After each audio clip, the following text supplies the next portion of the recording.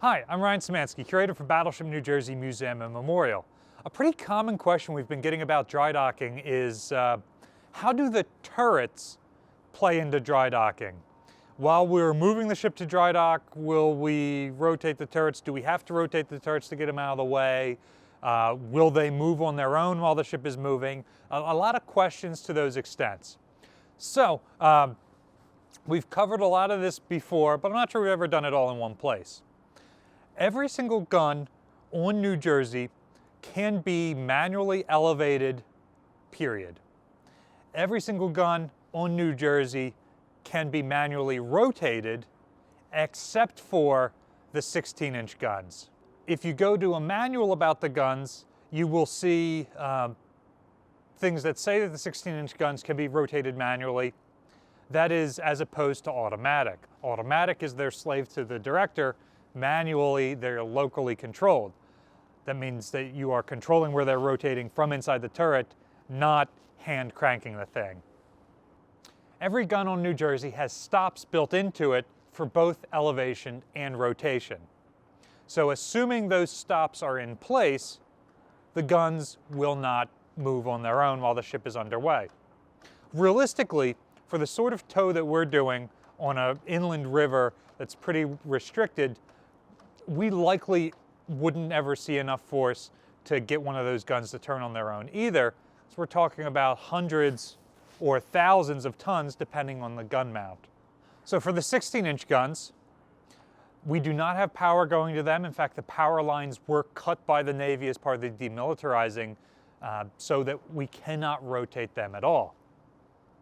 They do each have two pins in the floors of the gun house that keep them locked in place. In fact, other parts of the turret that rotate independently, like the shell deck, also have pins in place to lock them down.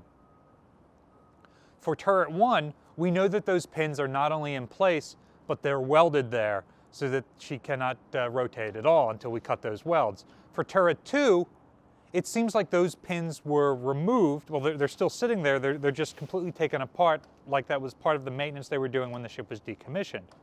And yet, because it's something like 1,800 tons unloaded, it's never moved. It's perfectly stable.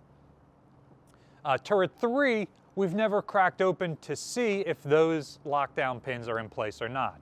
For the elevation of the 16-inch guns, we have a pin in the down position. I think that's at 0 degrees elevation, and they have another place where you can put a pin in at 20 degrees elevation, the saluting angle.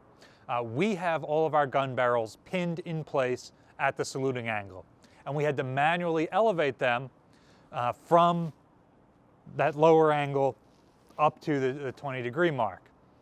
When we got the ship in mothballs, all of the guns were at 0 degrees. So they can be manually elevated because, again, remember, our power lines in the turrets are completely cut, so it will be a major effort to get power to them to rotate, and one that we're not going to spend the money on until after we've done things like replace the deck and dry dock the ship. For the 5-inch guns, they also have pins that hold them in place for elevation and rotation, specifically, and they have manual wheels for elevating them and rotating them. We have them all pinned in place so that they will not rotate.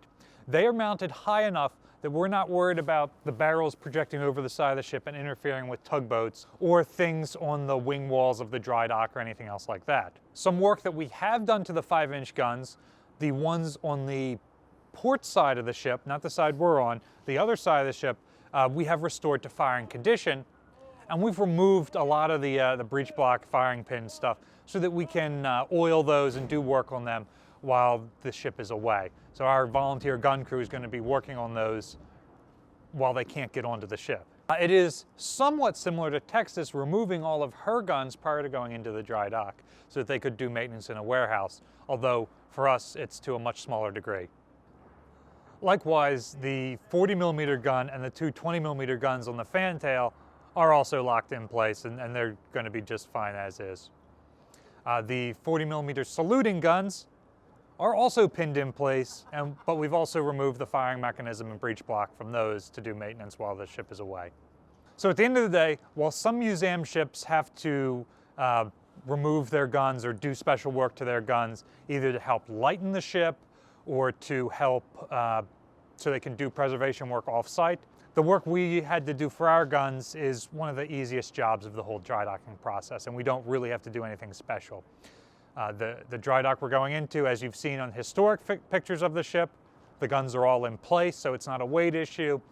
We're not worried about them moving during the tow, and they are all pinned in place, and we're not going to expend the effort to manually rotate them. So what are some other questions you guys have about dry docking? Let us know in the comment section down below. Don't forget to get your tickets to see the ship in dry dock, linked in the description below. Battleship New Jersey receives operating support from the New Jersey Department of State, also from a number of other businesses and private individuals like yourselves. We really appreciate your support. There's a link in the description below where you can donate to support the museum and our ongoing efforts to get into dry dock. You can also support us by liking, sharing, and subscribing so more people find about us in the museum. Thanks for watching. When was the last time you walked beneath a nearly 900-foot battleship without getting wet? Or stood next to an Iowa-class propeller 3 times taller than you? This spring, you can book a tour beneath the Battleship New Jersey, the largest, most decorated battleship in U.S. history, while she's in dry dock at the Philadelphia Naval Shipyard. Tens of thousands of gallons of water will be drained from the docks so you can see the hidden workings of one of our nation's all-time greatest military assets. Battleship New Jersey was first launched on December 7th, 1942. She epitomizes the awe-inspiring display of American naval power and the indomitable American spirit. Don't miss this once-in-a-lifetime opportunity to support the work of the Battleship New Jersey Museum and Memorial. Visit battleshipnewjersey.org to book your tour today.